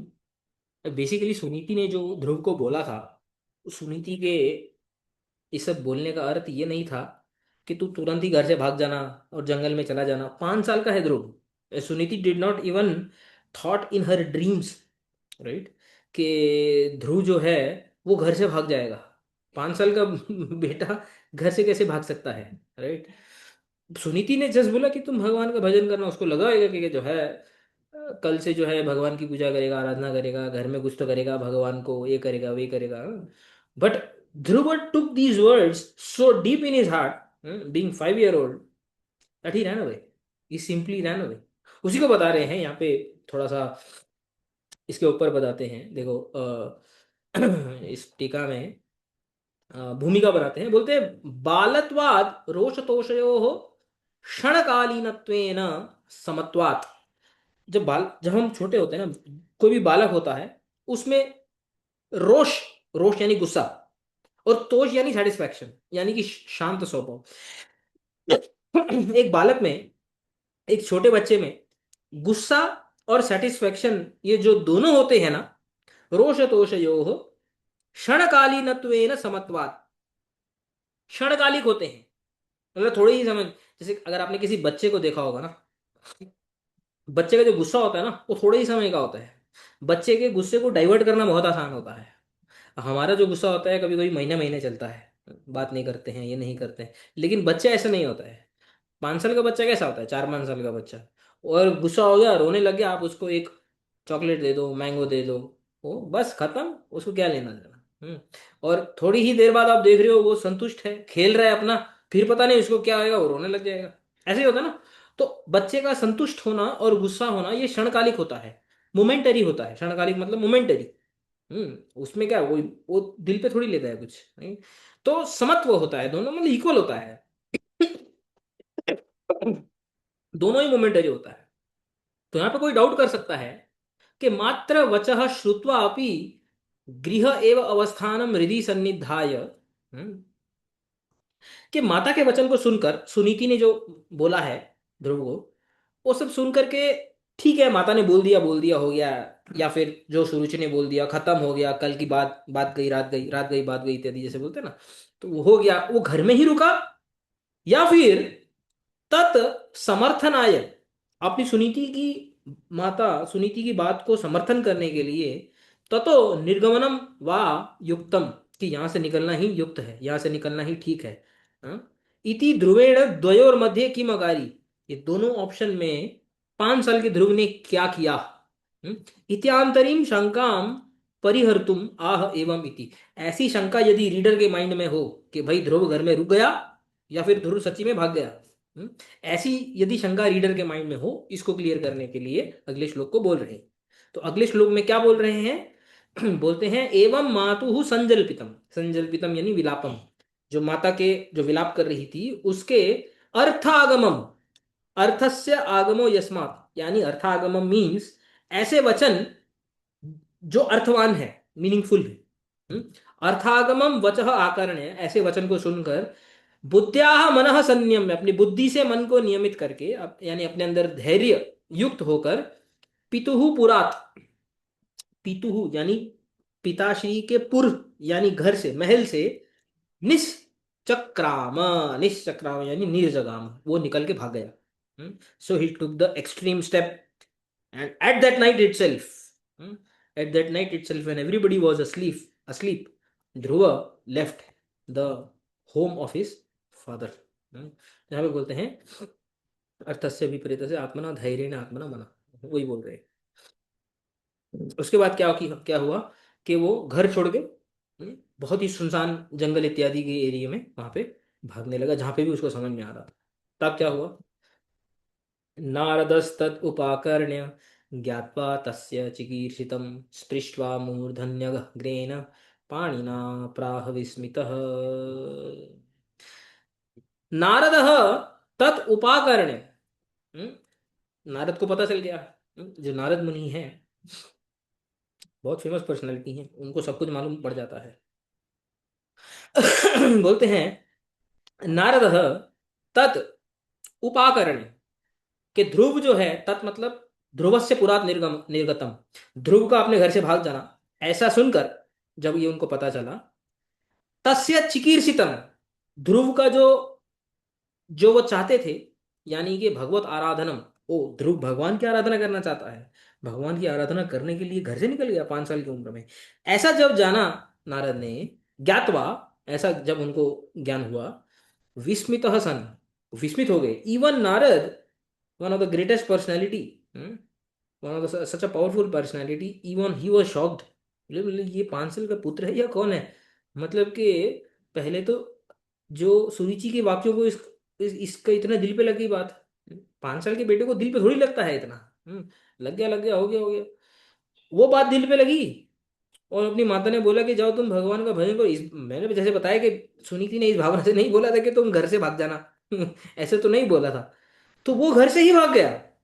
तो ये सब सोच के Narad was astonished, even Narad was astonished कि मतलब what is this, what kind of a child is this. मूर्धनि अघग्रेण पाणिना स्पृष्ट्वा प्रा, अपने हाथों को, नारद वहां पे प्रकट हो गए जहां पे ध्रुव थे, और अपने हाथों को ध्रुव के सर के ऊपर रखा, आशीर्वाद देते ना, जैसे पानी ना, पानी मतलब होता है हाथ, अपने हाथों को मूर्ध ध्रुव के सर के ऊपर रखा और कुछ बोलने लगे।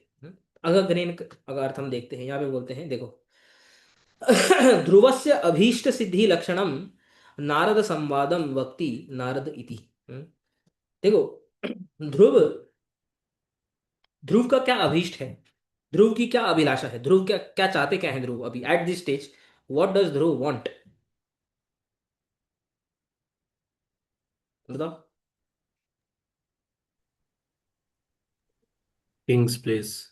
हम्म, हाँ वो तो अल्टीमेट डिजायर है अभी उनकी, बट अभी जब वो घर से निकले हैं, किसको ढूंढने के लिए निकले हैं? कृष्ण। विष्णु विष्णु। को, विष्णु को, राइट। तो वो विष्णु को ढूंढने के लिए निकले हैं ना। तो बोलते हैं ध्रुवस्य अभीष्ट सिद्धि लक्षणम, ध्रुव की जो अभीष्ट सिद्धि, यानी कि उनकी जो अभिलाषा है उसकी सिद्धि का जो लक्षण है, यानी उसके सिद्धि का जो कारण है, वो नारद संवादम, वो है नारद के साथ मिलन। हम्म, नारद का वहां पे आना, नारद मुनि का वहां पे उपस्थित होना, यानी ध्रुव के अभीष्ट सिद्धि का लक्षण बनना, उसका कारण बनना। हाँ? तो Narada is typically is seen as a personality who guides other, he is a guru basically. तो जीवन में यदि भगवान को प्राप्त करने की इच्छा हो, तो गुरु का जीवन में प्रकट होना बहुत जरूरी होता है। तो Narada is like a guru, he appears in the life of Dhruv, और गुरु स्वयं ही लाइफ में अपीयर होता है। One cannot find a guru, this is one of the most amazing things that shastra says, right. Guru will find you, we cannot find a guru. हम कभी भी गुरु को ढूंढ नहीं सकते, क्योंकि हमें मालूम ही नहीं है कि गुरु कौन होता है, क्या होता है, गुरु क्या दे सकता है। If we are fortunate then guru will find us, if we are fortunate. Otherwise you may find a guru for material purposes, but that is not a guru according to शास्त्र। गुरु वो हो जाता तो आपका अल्टीमेट वेलफेयर चाहता है, हमें अल्टीमेट वेलफेयर ही नहीं बता, तो हम गुरु को खोज कैसे करेंगे? That is impossible. So Guru finds us, guru finds a fortunate soul, right. So if guru finds us in our life then we are most fortunate. तो इसलिए बता रहे हैं कि नारद का वहां पे उपस्थित होना ध्रुव की अभीष्ट सिद्धि का लक्षण है, कारण है। उपाकर्ण्य इति अनेन नारदस्य दूर श्रवणात् शक्ति योगींद्रत्वात् स्वाभाविकी इति सूचयति। तो बोल यहाँ पे प्रश्न कोई महान व्यक्ति कोई कर सकता है कि अरे नारद को किसने बताया ये सब, ये सब तो कहाँ पे उनके राजमहल में ये सब हो रहा था। हाँ, नारद कहाँ पे नारायण नारायण अपनी वीणा में बजाते हुए घूम रहे होंगे कहीं पे, उनको किसने पता है? उनको कैसे पता है? तो बोलते हैं दूर श्रवण शक्ति, नारद को सब कुछ सुनाई देता है। Everything that is going on in the world, उनकी जो फ्रीक्वेंसी है ना, वो सब जगह पे, हर एक फ्रीक्वेंसी को उनके कानों में टच करती है ना, योगी, क्योंकि वो योगी है, इज अ ग्रेट योगी है ना, तो ऐसी शक्तियां होती है। राइट, तो this is not to be amazed, अरे उनको कैसे पता चल गया, राइट? तो ऐसे क्वेश्चन नहीं करने चाहिए, लेकिन फिर भी यदि कोई ऐसा क्वेश्चन करे, तो बोलते हैं कि भाई स्वाभाविक ही है, that is very natural to him, Narada is a great personality, he knows everything that is happening everywhere. ठीक है। पृष्ठवा इति गुरु प्रसादम ध्वनयति। अघ घ्रेन, अघ का अर्थ होता है पाप, और घ्न हन धातु से आता है, हन यानी मार देना, जो पापों को मार देते हैं, यानी पापों को खत्म कर देते हैं, ऐसे जिनके हाथ हैं, यानी नारद के जो हाथ हैं, वो कैसे हैं? यदि किसी के सर के ऊपर आ जाए तो उसके सारे पाप नष्ट हो जाते हैं, यानी उसके सारे जो दुख हैं वो नष्ट हो जाते हैं। तो that is how powerful he is. तो जो नए हैं उनको मैं बता दूं, नारद मुनि के बारे में टीवी सीरियल्स वगैरह में ना एक अलग पिक्चर दिखाई जाती है। यदि आपको पता होगा कि जो यदि किसी के दूसरों के घरों को उजाड़ता है, इसकी चुगली वहां पे लगाता है, ऐसी पिक्चर नारद मुनि के बारे में बताई जाती है, बट ऐसा नहीं है। Narada is a very respected personality, he is respected by the देवतास also, what to speak, he is directly the son of Brahma, right? तो इंद्र आदि देवता भी जिनकी रिस्पेक्ट करते हैं, इज इज देव ऋषि। नारद जो है वो देवों के भी ऋषि हैं। तो Narada is a very very powerful personality. तो जब उन्होंने, उनके जो हाथ हैं, दुखों को मिटाने वाले उनके हाथ उन्होंने ध्रुव के सर के ऊपर रखे, इसका भावार्थ ये है कि उन्होंने अपना आशीर्वाद ध्रुव को दिया, गुरु प्रसादम ध्वनयति, इससे ध्वनित होता है कि उन्होंने ध्रुव को आशीर्वाद दिया। जीव गोस्वामी भी बोलते हैं, नारद यदृच्छया एव आगतः सन, नारद जो है यदृच्छया, ऑटोमेटिकली आ गए वो, right? One should not wonder, अरे नारद कैसे यहाँ पे आ गए, वो आ गए बस।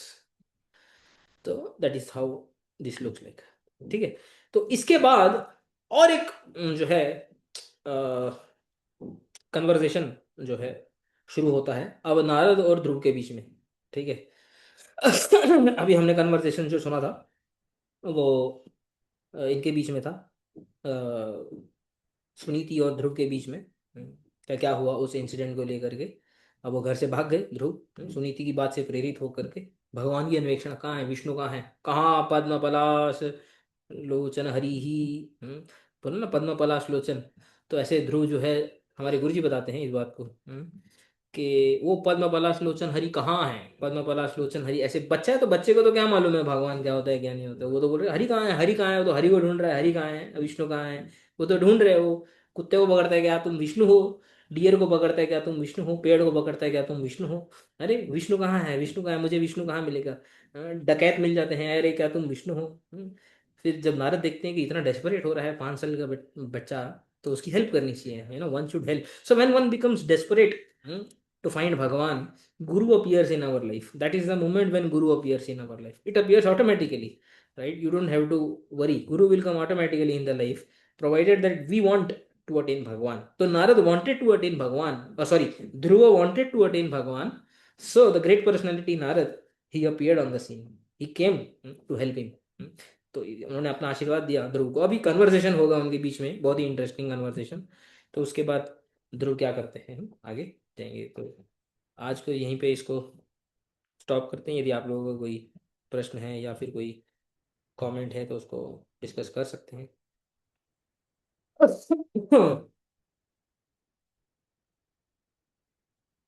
मुझे वो जो कॉज एंड मीडियम वाला है तो उस पे एक डाउट है।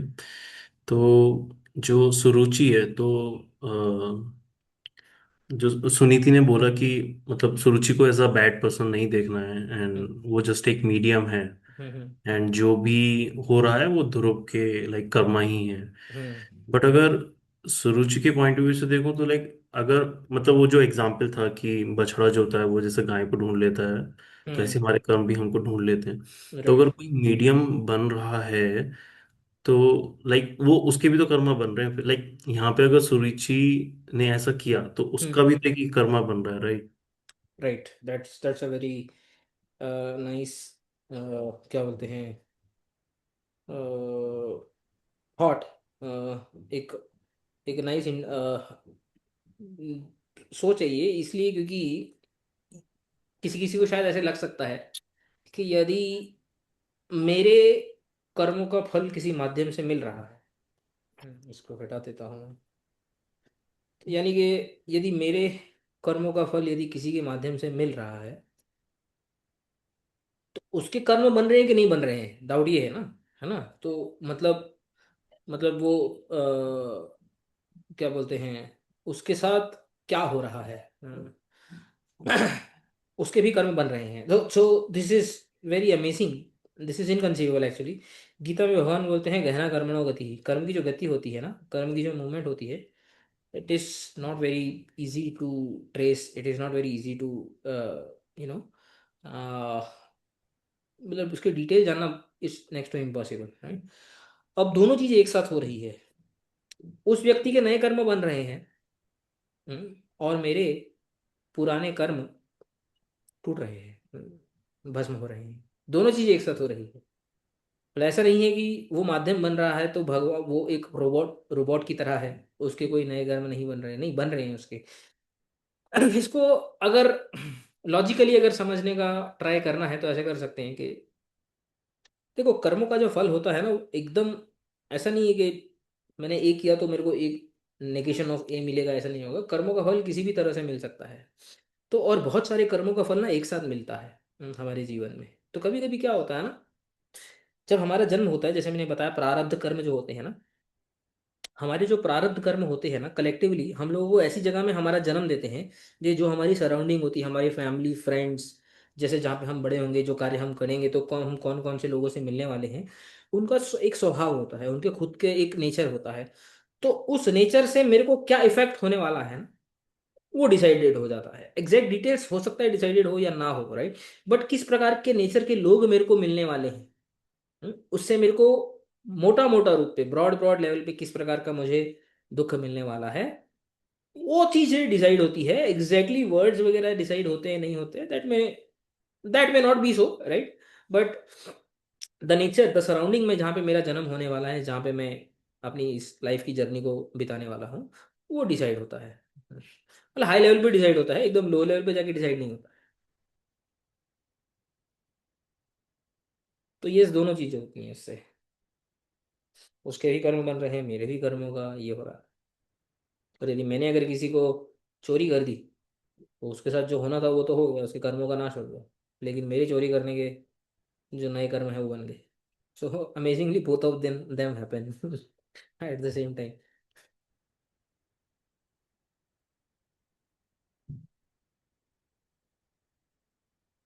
और कोई डाउट है? प्रभु जी जैसे बोले थे कि कुल देवता नहीं क्या कि हम्म हमें अपने कुल देवता को वर्शिप करना चाहिए कि नहीं करना चाहिए। हम्म जैसे फॉर एग्जांपल कि जैसे मैं अगर गांव जाता हूँ तो गांव में हमारी कुल देवी है। तो वहां हम्म पे जाके हम मतलब first first thing we do is की लाइक वहां पे जाके हम माथा टेकते, हम्म। नारियल वगैरह फोड़ते, अगर अगरबत्ती वगैरह जला के आते हैं। राइट। तो ये सारी चीजें करना ठीक है ना, नहीं मतलब नहीं, ऐसा ठीक है। पूछते हैं। देखो क्या होता है, जो विष्णु भक्ति करते हैं वो अनन्य भक्ति करते हैं, इसका मतलब ये नहीं है कि उनकी देवी देवताओं से कुछ झगड़ा हो जाता है, या देवी देवताओं की रिस्पेक्ट करते हैं, या देवी देवताओं से नाराज हो जाते हैं, ऐसा नहीं है। वे दूसरी देवी देवताओं के मंदिर में भी जाते हैं, मतलब स्पेशली नहीं जाते हैं। कोई जैसे लोग स्पेशली जाते हैं ना मन्नत मांगने के लिए या कुछ करने के लिए, ऐसे स्पेशली नहीं जाते। बट अगर फैमिली ट्रेडिशन से मे बी जो ट्रेडिशन चलता आ रहा है ना, तो फैमिली ट्रेडिशन को रिस्पेक्ट यदि करना पड़े, तो बड़े हैं, बड़े लोगों का है, बड़े लोगों को अच्छा लगेगा, तो उसके लिए चलता है। बट हृदय में यही होना चाहिए कि the supreme Lord, the supreme independent Lord is only Vishnu. तो ये हृदय में होने से बाकी जितने भी देवी देवता हैं वे भी भगवान के भक्त हैं, तो उनको भी एक, मतलब ऐसा नहीं कि ये भी एक भगवान है। कभी कई लोग बोलते हैं कि भारत में बहुत सारे भगवान हैं, ऐसा ये कॉन्सेप्ट रॉन्ग है। इंडिया में बहुत सारे भगवान नहीं है, इंडिया में भी शास्त्रों में कॉन्सेप्ट ये है कि भगवान एक ही है, एंड ही इज विष्णु।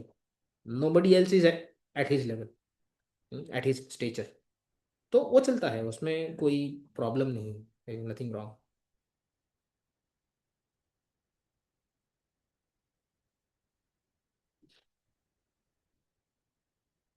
ठीक है। मैं एक चीज और लाइक इसमें पढ़ रहा था। हम्म। तो जो ध्रुव है, लाइक जो स्वयंभा मनु है, तो उनसे ही लाइक ध्रुव काइंड ऑफ मतलब ग्रैंडफादर है, राइट? हम्म। तो उनसे पहले लाइक कुछ था नहीं, राइट? वो पहले मनु थे, राइट? हम्म। तो ध्रुव के कोई कर्म कैसे हुए? लाइक वो तो पहली बार ही, अगर उस हिसाब से देखा जाए तो। Amazing amazing. तो लाइक इसमें मैं देखा तो लाइक जो सनातन धर्म है उसमें टाइम लूप में है कि वो मतलब अनादि की तरह है, लाइक वो ऐसा नहीं है कि कब कब स्टार्ट हुए थे। हम्म। तो वो एक लूप में ही चल रहा है, हम ये नहीं बोल सकते लाइक वो कहाँ से स्टार्ट हुआ था। तो थोड़ा सा वो इंटरेस्टिंग लगा मेरे को, क्योंकि ध्रुव लाइक तो वो पहली बार ही तो आया है लाइक, तो वो कैसे नहीं, सब सब आंसर तो तुमने ही दे दिया अनादि बोल करके। अनादि तो हाँ, वो एक्चुअली भी बोला लाइक है। मैं पढ़ रहा था, लेकिन हम्म। मतलब उतना ना डेप्थ में नहीं आया समझ में, लाइक वो ये टर्म अनादि। थोड़ा सा ना डिफिकल्ट टू एब्जॉर्ब है एक्चुअली, ये जो टर्म है अनादि।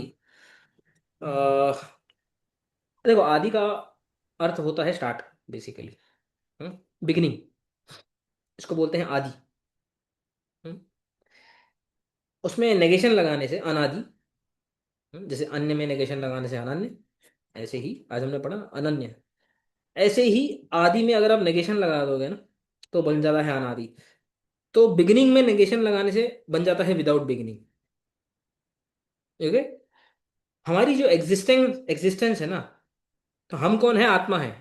ये तो इतना तो अभी हमारे डिस्कशन से क्लियर हो ही गया होगा, ये तो पहले से ही हम सबको पता होता है। हम शरीर नहीं है, हम आत्मा है। ठीक है। बीच में और एक कवरिंग होती है जिसको बोलते हैं सूक्ष्म शरीर, सटल बॉडी। तो हमारा जो माइंड होता है ना, माइंड, इंटेलिजेंस, हमारा अहंकार और हमारे जो कर्म है ना, ये सूक्ष्म बॉडी में बनते हैं। ये अच्छा, जैसे बोले कि मेरे प्रारब्ध कर्म, संचित कर्म, ये कहाँ पे है? Where do they exist? प्रश्न ये उठ सकता है ना। तो मैं अगर मर जाऊंगा तो वो कहाँ पे है? वो हमारे सूक्ष्म शरीर का भाग है, सूक्ष्म शरीर का हिस्सा है।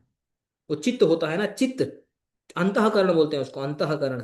वो अंतःकरण में अंदर होते हैं वो, डीप रूटेड होते हैं वो सटल होते हैं, वो दिखाई नहीं देते हैं। सटल किसको बोलते हैं? जैसे मैं एग्जांपल देता हूँ आपको, ठीक है ना। पंच तत्व सुना होगा आपने। हम्म, जैसे पृथ्वी, जल, अग्नि, वायु और आकाश।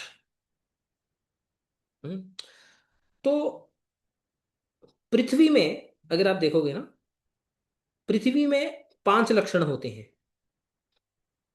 जैसे पृथ्वी में फ्रेग्रेंस होती है, जो पृथ्वी होती है ना, पृथ्वी में फ्रेग्रेंस होती है, ठीक है ना। स्मेल होती है, स्मेल बेसिकली, ठीक है। स्मेल होता है, ठीक है। फिर अ,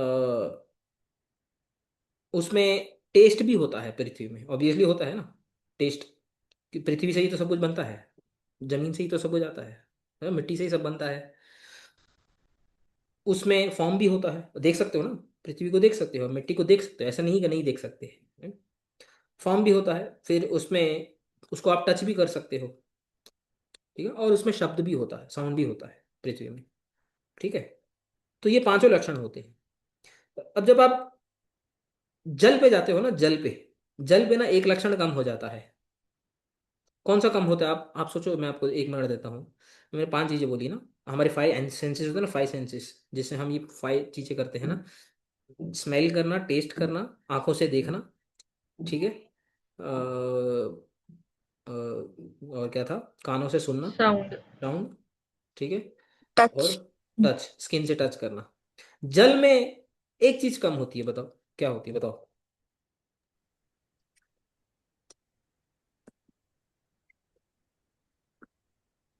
फॉर्म नहीं होता है ना उसमें। अरे जल का फॉर्म नहीं होता है क्या? जल को हाँ। आप देख नहीं सकते क्या? क्या होता है? एक चीज कम होती है, आप देखो ना। मैं हाँ, स्मेल। जल में स्मेल नहीं होती है, there is no smell in water. अब जल, if you compare to Prithvi, hmm hmm, उसको बोलते हैं सटल। सटल किसको बोलते हैं? इन सिंपल वर्ड्स अगर मैं आपको बताने का प्रयास करूं, जो आपकी इंद्रियों से दूर होता है ना, दूर, उसको बोलते हैं सटल। पृथ्वी आपके इंद्रियों के ज्यादा नजदीक है या जल? पृथ्वी है। पृथ्वी इज मोर एक्सेसिबल देन जल, because there is one function extra that you can do with Prithvi that you can not do with जल। अब जल से भी सूक्ष्म, उसको संस्कृत में बोलते हैं सूक्ष्म या इंग्लिश में बोलते हैं सटल। जो जल से भी सूक्ष्म क्या होती है, वो होती है अग्नि। अब अग्नि में स्मेल तो नहीं होती है, इतना तो फॉर श्योर है। एक और चीज नहीं होती है, जो पृथ्वी में 5 चीजें थी ना, एक और चीज होती है जो अग्नि में नहीं होती है। वो क्या है, सोच के बताओ। टच। टच कर सकते हैं मेरे हिसाब से तो अग्नि को, टच करके इफेक्ट भी आता है उसका, हाथ जल जाता है।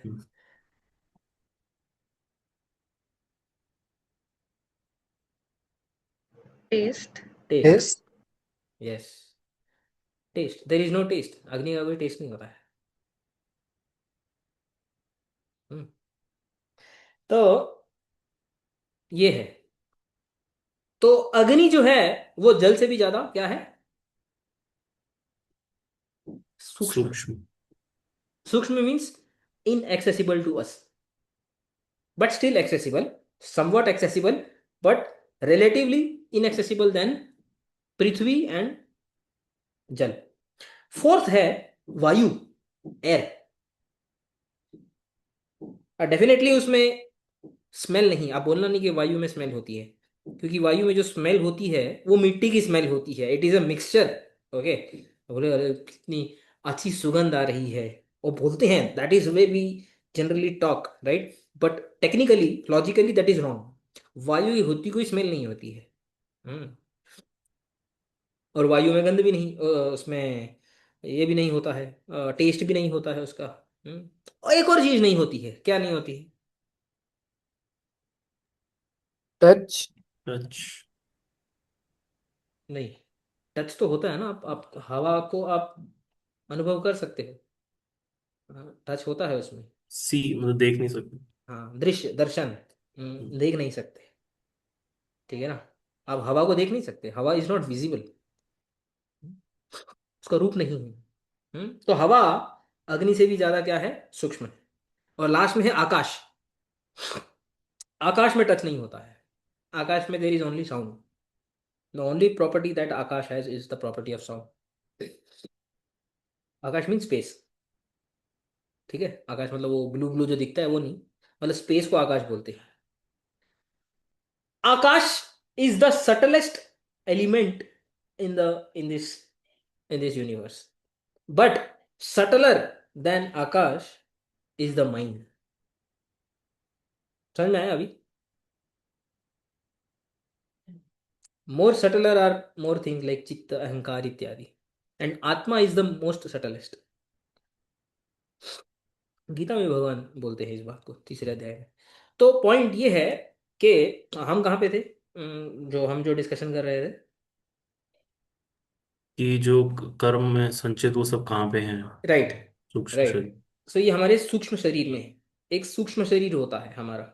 सूक्ष्म शरीर मल्टीपल जो हम जन्म लेते हैं, बर्थ लेते हैं, उसमें कैरी कैरी होता है ये, एक जन्म से दूसरे जन्म में, दूसरे जन्म से तीसरे जन्म में। ये हमारा सूक्ष्म शरीर कभी बना? इट हैज नो बिगिनिंग, ये अनादि है। तो जो आपने प्रश्न पूछा कि मनु जो है, मनु, वो तो ब्रह्मा जी के तुरंत बाद आए, एकदम ब्रह्मा जी फर्स्ट थे, एकदम से सेकंड मनु आ गए, फिर ध्रुव आ गए। हम्म, तो आपको शायद ऐसा लग रहा होगा कि ये तो पहले ही जन्म हुआ होगा उनका, इसके पहले तो जन्म ही नहीं हुआ होगा। ऐसा नहीं है। जैसे मैंने पहले भी बताया था, ये जो टाइम है, जैसे आपने खुद ने भी बताया था, ये सर्कुलर है। ये जो मनवंतर होना, हम्म, और युग होना, ये घूमते रहते हैं। फिर जब प्रलय हो जाता है, प्रलय मीन्स सब कुछ नष्ट हो जाता है। हम्म, तो सब आत्माएं नष्ट नहीं होती है, सबके सूक्ष्म शरीर नष्ट नहीं होते हैं, वो तभी भी रहते हैं। फिर जब नेक्स्ट टाइम जब सृष्टि होती है ना, they come back and they carry on from where they left. ये उनका पहला जन्म नहीं है, ध्रुव का या मनु का या जिसका भी। जब सृष्टि, उसके पहले जब सृष्टि हुई थी, तब ये लोग थे इन सम फॉर्म। समझ में आ रहा है कि नहीं समझ में? हाँ। ठीक है ना? तो ये सब चीजें सेटल होती है, इसलिए हमें दिखाई नहीं देती है। इसलिए जो आजकल के जो सो कॉल्ड पढ़े लिखे लोग होते हैं, वो ऐसा बोलते हैं, अरे हमें दिखाई नहीं दे रहा तो हम कैसे बिलीव करेंगे? अरे दिखाई तो आपको मन भी नहीं देता है ना, मन में तो बिलीव करते हो ना, क्योंकि आप मन का अनुभव करते हो। मेरा मन कर रहा है क्यों बोलते हो? वो तो दिखाई नहीं देता है, फिर भी क्यों बोलते हो? मेरा मन कर रहा है, मेरे को ये करना है, मेरे को वो करना है। तो जस्ट दिखाई नहीं दे रहा है, that's not the end of the world. Shastra deals with most of the things which you can not see, and that is where shastra comes into picture. Shastra will not teach you how to make iPhone, right? वो आपको नहीं सिखाएगा। वो Apple बहुत अच्छे से कर रहा है, उसको करने की जरूरत नहीं। शास्त्र will teach you what is the purpose of life. समझ में आया? And the purpose of life and all of these things are beyond what you can actually see in this world. That is why शास्त्र helps you. तो बहुत सारी चीजें beyond है।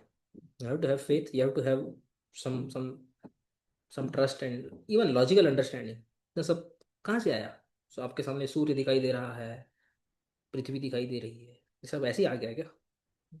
क्या बोलते हैं इसको वो, तो बिग ब्लास्ट, क्या बोलते हैं, बिग डार्विन ने bang. Big bang. Hmm. Hmm. बड़ा सा एक कुछ तो धमाका हुआ और ये संसार आ गया। तो नहीं, लॉजिकल नहीं लगता ना ये। But anyways, those are different topics to argue. ठीक है, तो यहाँ पे हम इसको विश्राम देते हैं। नेक्स्ट टाइम जैसा होगा, हम फिर मैं ग्रुप में डाल दूंगा, जैसे भी होगा डिस्कस करके। तो अवेलेबल हो आप लोग नेक्स्ट वीक, सैटरडे संडे वगैरह? हाँ। Record Prabhu ji recording on. Recording तो कर ही रहे ना। ठीक है। वंशा कल्पतरुभ्यश्च कृपा सिंधुभ्यैव च पतितानां पावनेभ्यो वैष्णवेभ्यो नमो नमः।